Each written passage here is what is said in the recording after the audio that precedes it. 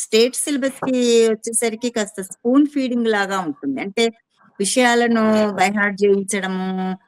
అంటే విద్యార్థి సొంతంగా తనకు తాను అనలిటికల్‌గా, విశ్లేషణాత్మకంగా విషయాన్ని అర్థం చేసుకునే పద్ధతి గాకుండా బై హార్ట్ చేసే బట్టియం పెట్టే ఒక పద్ధతనేది మనకు స్టేట్ పద్ధతి ఉన్న స్కూళ్ళలో కనిపిస్తుంది.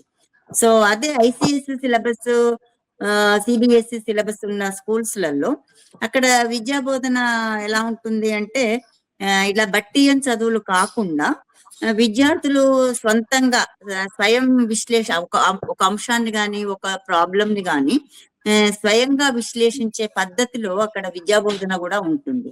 అలా జరగడం వల్ల ఏమవుతుందంటే విద్యార్థులకి కొంత ఆ సబ్జెక్ట్ మీద కమాండ్ ఒస్తుంది. దాంతో వాళ్ళకొక కాన్ఫిడెన్స్ ఒస్తుంది. సో, అంటే ముఖ్యంగా దీనికి షిఫ్ట్ అవ్వడానికి మెయిన్ కారణం ఏంటంటే నేననుకునేది కాంపిటీటివ్ ఎగ్జామ్సే.